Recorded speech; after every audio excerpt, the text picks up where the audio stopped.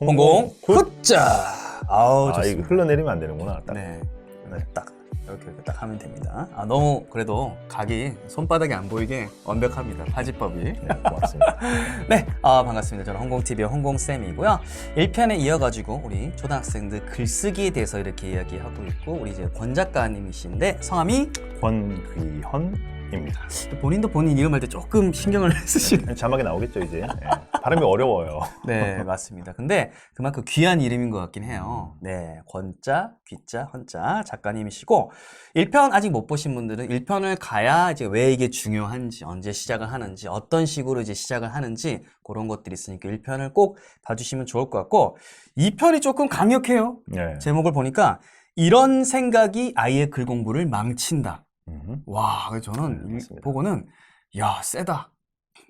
근데 납득이 돼요. 음. 네, 보니까. 그래서 지금 막 굳은, 네, 딱 그 표정이 보이는데, 첫 번째가 이런 거죠. 이제 우리 부모님들 다양한 유형들이 있겠지만, 일기 쓰기 많이 하잖아요, 애들이. 네. 일기 쓰기만 해도 과연 선생님 괜찮을까요? 논리적인 글 안 시키나요? 그래서 흔히 말하는 이제 논리적인 글 약간 이제 좋아하셔서 논술 신봉자 분들이 좀 계실 것 같은데, 네, 맞아요. 오직 논술 하시는 논술 신봉자, 과연 괜찮을지 안 괜찮을지 한번 말씀 부탁드리겠습니다. 자, 오직 논술이 살 길이다. 뭐 이런 분들이 있겠죠. 사실 뭐 저도 어릴 때는 논리적인 거 잘해야 된다고 하니까 논술, 저도 사실 좀 꽂혀 있었거든요. 어떨까요? 글쓰기가 사실 논술이라는 거 이제 입장 바꿔서 엄마 네. 아빠에게 어떤 주제를 한번 써보세요 하면 쓸 수 있는 분들이 없어요. 땀나네요. 제 강의장에서 어떤 주제를 딱 주고 한번 써보세요 하면 전부 다 진짜 써야 되는 거야 뭐야 막 다 이러시거든요. 다음부터 강의 안 들어요. 뭔가를 논리를 풀어내는 거는 되게 힘든 겁니다. 왜냐 논리라는 거는 기본적으로 뭔가 주장하면 그 주장의 배경을 또 알아야 되고, 네, 주장을 했으면 왜 그렇게 생각하는 이유가 있어야 되는, 근거. 이유가 타당한지 근거가 있어야 되고, 그거에 대한 신뢰도를 높이기 위해서는 사례가 또 많아야 돼요. 그러니까 이게 초딩에게 가능한가? 이렇게 볼 수 있습니다. 그래서 물론 좀 쉽게 이렇게 뭐 그러므로 그래서 또는 이런 식으로 가르쳐 줄 수는 있어요. 근데 이걸 너무 이른 시기에 한다는 거죠. 그렇죠. 네. 글쓰기를 너무 학습과 빨리 연결시키기 때문에 아이들이 너무 힘들고 재미없어. 나는 쓰고 싶은 이야기가 있는데. 아이고, 쓰고 싶은 아이, 제가 아까 초등학교 1학년은 전부 다 작가라고 했습니다. 그러니까요.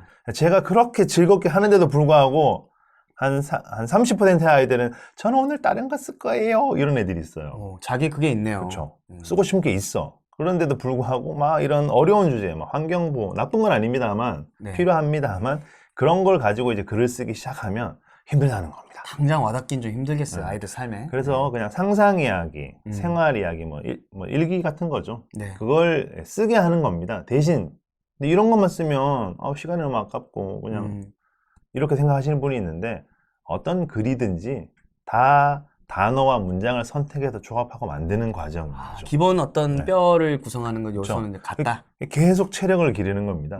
기초 체력 연말을 하고 있는 거죠. 네. 그 대신 조금 도와줄 수 있는 부분은 이게 제대로 전달이 안 된다, 정확하지가 않다, 약간 애매하다, 이런 코멘트는 줄 수 있을 것 같아요. 부모님이. 네. 그것만 해도 이렇게 쓰면 훨씬 더 좋아진다는 거죠. 그 자체가 벌써 논리적인 활동이다. 논리적인 활동이다. 네. 하긴 그쵸. 이게 뭔가 명확하게 전달 안 된다는 거는 그쵸. 그런 점이 이제 있다는 건데, 부족하다는 건데, 그러면 일기, 거꾸로 말하면 이제 일기라든지 아까 어떤 그런 상상하기라든지 뭐 여러 가지 글이 있겠지만, 특히 일기 쓰기 있잖아요. 일기를 이제 애가 이제 썼어요. 저학년 때. 그래서 부모님이 이렇게 살짝씩 이렇게 코멘트를 남겨주는 거는 이제 괜찮은 건가요? 코멘트의 종류가 좀 다른데. 그거 제일 궁금해요. 왜냐면 너 여기 엉망이야 이렇게 빨간 줄 다 꺼놓으면 안 쓰고 싶을 것 같거든요. 그렇죠. 요령이 필요할 것 같아요. 요 코멘트는 고급 기술인데, 요거는. 저기 좀 어떻게 안 됩니까? 홍콩이니까 제가. 네, 끝나고 제가 여기 스타벅스 있습니다. 스타벅스 있어요. 자, 아이가 뭔가 글을 가져왔다. 네. 그럼 제일 먼저 우리 한국 사람들의 반응, 도와주고 싶어. 마음이 급해요. 보완해주고 싶어. 그쵸. 이거를 굉장히 좋은 작품을 만들어주고 싶어. 그쵸. 그러니까 바로 지우개 가져와. 이렇게 되는 거죠. 네. 그 마음은 좀 내려놓고 네. 같이 읽으면서 실시간 댓글을 다는 거예요. 홍콩이 오늘 놀이터에서 놀았어? 재밌게 놀았구나. 오, 호랑이처럼 큰 목소리로 소리를 질렀어. 호랑이처럼? 이야, 멋진 표현인데. 이렇게 흥을 이렇게 맞장구 쳐주면서 한번 읽어주면 되는 거죠. 얼씨구 뭐 이런 거네요. 네. 그렇게 읽은 다음에 네. 다 끝나면 우쭈쭈 한번 한 다음에 본격적인 본격적인 털어요? 편집에 너무 털면 안 되고 일단 그래도 시작은 리액션 주고 네. 뭐하고 이렇게. 그리고 네. 정말 좋은 점에 대해서 구체적으로 얘기를 해주는 거죠. 아. 오늘은 글씨 잘 썼다. 야. 오늘은 네. 히읗자를 또박또박 썼네. 이런 거부터 해서 근데 또 보다 보면 자꾸 보입니다. 뭐가 좋은지. 아이도 뭔가 흥이 나야지 자꾸 쓸 거 아니에요. 장점을 최대한 뽑으셔야 됩니다. 네, 이게 다른 거보다도 글쓰기는 되게 고통스러운 활동이에요. 즐겁게 써도 당분이 많이 떨어지는 활동인 그렇죠. 거죠. 아무래도 이게 CPU가 많이 돌리잖아요. 그렇죠. 네. 그러니까 뭔가 좀 이제 긍정적인 어떤 반응을 보여서 아이에게 와 역시 난 작가인가 봐. 이 생각을 계속 쓰기 효능감을 꾸준히 이어주게 하는 거죠. 근데 그게 그 초반에 그 유창성을 막 키워주는 게 그게 계속 이어지기 위해서는 결국 질적인 도약이 좀 있어야 되는데 중간에. 그걸 너무 앞에 한다는 거죠. 한국 사람들이. 야 이리 와. 문장 안 맞아. 순서가 안 맞아. 표현이 어색해. 아이들은 뭔 소리인지 몰라요. 좀 반성하고 있습니다. 약간. 네, 반성하고 있습니다. 그래서 앞에서 했던 그걸 먼저 좀 한 다음에 아이의 눈치를 좀 보면서 이때 정말 중요한 겁니다. 눈치를 보면서 받을 준비가 됐나? 네. 아빠가 그런데 보니까 이 부분이 약간 좀 헷갈리는 것 같은데. 그럼 애가 왜 이렇게 할 때 조금 이게 뒤집어지면 좋을 것 같다는 생각이 듭니다. 너무 할 때. 이렇게. 그럼 이제 앞에 다 깔은 게 있기 때문에 이게 이제 무탈하게 넘어갈 수 있는 거예요. 그리고 또 소통의 관점에서 아빠가 봤을 때 다른 사람들이 보면 잘 모를 것 같은데 이대로 그냥 주면 선생님이 이해 못할 수도 있을 것 같아. 그러면 차차 한번 보는 거죠. 네. 그때 이제 뭔가를 얘기해주면 조금 더 와닿을 수 있습니다. 되게 현실적인 조언이었어요. 그러니까 특히 앞에 칭찬을 구체적으로 뽑아내라. 사실 우리가 잘 안 하는 활동이잖아요. 구체적이어야 돼요. 네, 그냥 잘했어 하면 애가 의뢰하는 이야기를 생각할 거잖아요. 근데 이제 하나씩 쫙 다 뽑아서 푼 다음에 끝에 이제 한 원포인트 정도만 하면 되는 거죠. 다 그냥 할 필요는 없는 거죠. 새빨갛게 하면 애가 소화도 못하니까 딱 3개. 딱 3개 정도만, 네. 딱 3개 정도만 하면 될 것 같습니다. 알겠습니다. 뭐 저희는 초보니까 언더 3개 정도로. 언더 3개. 네, 알겠습니다. 이런 식으로 해도 일기 쓰기라든지 이런 글감으로도 충분히 이제 마중물 글쓰기 잘할 수 있을 것 같고, 두 번째로 책을 읽고 이제 뭔가를 이제 알아야 쓸 수 있지 않을까. 즉 재료가 되는 독서를 일단은 좀 많이 해야 그 다음에 이제 글이 나오지 않을까. 좀 요약하자면 독서 신봉자. 이 관점을 또 어떻게 우리가 받아들여야 될까요? 맞아. 독서만이 살 길이다 이런 분들이 또 있어요. 사실 독서는 좋은 거긴 하잖아요. 그렇죠. 좋죠. 네. 근데 이걸 글쓰기랑 접목을 하면 약간 좀 아이들이 부작용을 쓰기도 힘든데 책까지 읽고 써야 돼. 그럴 수 있겠네요. 또는 즐겁게 썼는데 독서록 쓰라고 이렇게 되는 거죠. 근데 이게 독서라는 게 약간 쓰기를 출력이라고 봤을 때 입력이 하나의 종류일 뿐인 겁니다. 우리 그 서점에 가서 책을 봐도 꼭 뭔가 정보가 들어있는 책만 있는 건 아니잖아요. 그렇죠. 우리 뭔가 산문도 있고 문학도 있고 여러 가지 종류의 글이 있는데 예를 들면 뭐 이제 우리가 건강하게 뭔가 운동하고 그러려면 탄수화물도 먹고 단백질도 먹고 막 해야 되잖아요. 그렇죠. 근데 독서는 탄수화물 같은 거죠. 오, 탄수화물. 당이에요, 당. 네.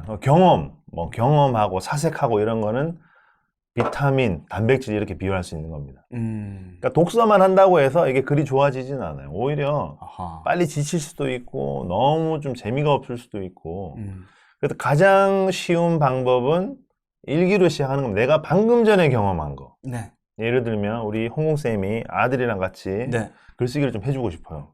그러고 싶죠. 그러면 제일 먼저 이제 장을 보는 겁니다. 네. 손을 잡고 장을 보고 시장을 본 다음에 오뎅 이렇게 어묵 먹으면서 네. 글을 쓰는 거죠. 뭐에 대해서? 방금 아빠와 사 먹은 어묵에 대해서. 좋다. 오늘은 장을 받고 아빠가 갑자기 비싼 돈을 들여서 어묵을 사줬고 2개나 사줬고 이런 것들을 쓰는 거예요. 너무 재밌다. 네. 그렇게 이제 시작을 하는 거죠. 그래서 경험을 가지고 글을 쓰기 시작하면 쉽고 풍부하고 재미있게 쓸 수 있는 거예요. 어떤 의미인지 알 것 같습니다. 그러니까 독서 자체를 부정하는 게 그쵸, 아니라 아니죠. 독서는 사실 어떤 간접 경험에 가깝지만 직접 경험을 활용해서 일기 같은 걸 하게 되면 더 어떻게 보면 좀 편하게 글을 쓸 수 있다는 그런 거죠. 네. 그리고 그게 된 다음에 다음에 다음 단계로 나가는 게 인용하는 글을 바꿔서 넣는 겁니다. 고급 기술인데요? 네, 그래서 이것도 사실 3학년 정도 되면 할 수 있어요. 초3이요? 네. 초3. 이런 참고 자료, 예를 들어 정보가 들어있는 글이죠. 네. 예를 들어서 뭐 거미에 대해서 막 예를 들어 있다. 거미는 다리가 8개고 곤충은 아니고 뭐 이런 것들. 네. 그러면 거미에 대해서 경험한 걸 쓰는 거예요. 뭐 게임이든지 공원에서. 네. 요렇게만 쓰면 좀 그리 아쉽겠지. 그렇죠. 요거 같이 넣어주면 좋은데 이거를 책으로 시작할 수도 있지만 요런 글을 자기만의 표현으로 바꿔서 써서 넣는 그 연습도 할 수 있거든요. 아, 네, 이것도 그래서 와, 대박이다. 너무 고급을 또 그냥 이렇게 하나. 커피에다 제가 네.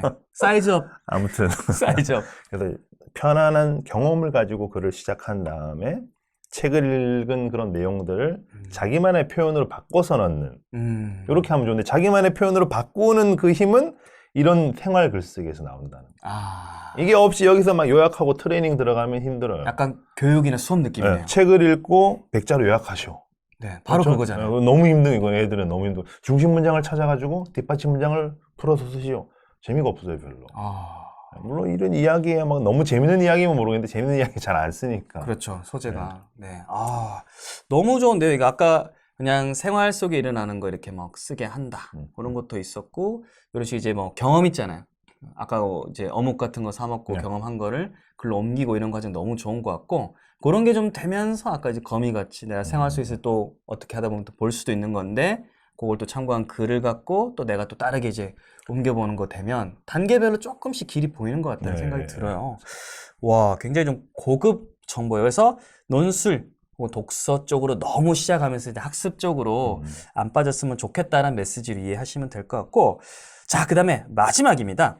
이거 굉장히 많을 것 같아요. 이제 아이들 이제 기관에 위탁을 할 수 있잖아요. 충분히 저는 그럴 수 있다고 봐요. 예. 교육을 보냈어요. 몇 개월 이제 뭐 논술 학원이든 아니면 공부하는데 이렇게 보냈어요. 몇 개월 다녔는데 부모님 관점에 봤을 때는 실력이 안 느는 거예요. 전혀 안 늘어요. 그래서 뭔가 좀 공부를 그래도 결국은 해야 되지 않냐. 공부 약간 신봉자? 네. 관점 또 어떻게 보시는지. 학습 신분자. 학습 신봉. 네. 돈을 들였으면 성과를 내야지 이런 거죠. 약간 일종의. 기업 경영관 비슷하다. 네, 이렇게. 근데 이게 어른들도 마찬가지인데요. 제가 하고 있는 어른들 글쓰기 프로그램에 들어온 분들은 네. 보통 한번 해볼까? 우연히 들어왔다가 네. 1년씩 쓰는 분들이 있어요. 아. 12개월 동안 매일. 빠져나가지 못하고. 네. 그런데 그분들도 항상 이제 말씀하시는 게 쓰다 보니까 정말 좋아지더라. 근데 시간이 좀 걸린다. 아이들도 마찬가지입니다. 특히 어릴수록 글을 고쳐주는 건 너무 힘든 일이에요. 이게 저는 고등학생들은 차라리 쉬워요. 뭐 이 자소서나 뭐 좀 봐주세요 해서 해주면 알아서 자기들 다 흡수하고 새로운 표현을 넣어서 이렇게 하는 게 조금 더 지금은 괜찮은 것 같습니다. 맥락상. 이런 이야기를 초딩에게 하면 10개의 빨간색으로 표시해서 다시 한번 생각해 봅시다 하면 제가 봤을 땐 이상하지 않은 것 같은데요. 다 이상하지 않아 글이. 그렇죠. 네. 야. 그렇다 보니까 뭔가 갑자기 성과가 늘기를 기대하는 게 오히려 좀 안 맞다는 거죠. 그래서 저 같은 경우는 아예 이제 논술이라는 표현도 저는 잘 쓰진 않습니다. 글쓰기는 그냥 태권도 보내는 것처럼 생각하세요. 그냥 구력인가요? 네, 구려. 아니 뭐 6개월 보낸 다음에 너 오늘 이리 와 다리 찢어봐. 야 3cm 남잖아. 더 안 찢어? 이렇게 하는 사람이 없어요. 아이고. 글쓰기도 비슷하죠. 시겁했습니다. 6개월 보낸 다음에 이리 와. 주어 서술어 안 맞아? 이렇게 하는 건 잘못했다는 겁니다. 너무 무섭습니다. 네, 너무 무서워요. 그러니까 글쓰기는 기초 체력. 태권도처럼 생각하자. 적어도 제가 봤을 때 적어도 한 4학년 때까지는 그런 여유를 가지고 최대한 쓰기 경험을 많이 갖게 해주는 게 좀 좋은 것 같아요. 아, 잠깐만요. 저 집에 와이프한테 저 이제 태권도 끊었던 거 다시 좀 가자고. 네, 다리 찢기 된다고? 오케이. 자, 이렇게 해서 와이프한테 자, 한 번씩 이렇게 연락을 합니다. 자, 이렇게 해가지고 오늘요 논술 그리고 이제 독서 그리고 공부 학습 쪽을 해가지고 너무 이제 우리가 과하게 그쪽을 이제 뭐 이렇게 탁 이렇게 목표로 둬가지고 당장 결과가 안 나오는 거에 대해서 집착하고 스트레스 받는 것보다 어떤 식으로 활용해야 될지 대해서 작가님이 이제 말씀해 주셨으니까 그런 관점으로 봐주시면 좋을 것 같고 저 여기 보이죠? 차키 제가 갖고 있거든요. 그래서 저희 오늘 내친 김에 3편하고 4편도 한번 알겠습니다. 네, 알겠습니다. 사이즈업해서 커피를. 자, 그러면 우리 3편에서 과연 이제 아이들 케이스로 넘어가도록 할게요. 과연 이런 아이들은 이제 어떻게 우리가 도와줄 수 있을까? 그 케이스로 갈 테니까 하나, 둘, 셋 하면 구독과 좋아요입니다. 하나, 둘, 셋 구독과 좋아요 좋아요. 부탁드리도록 하겠습니다. Stay tuned.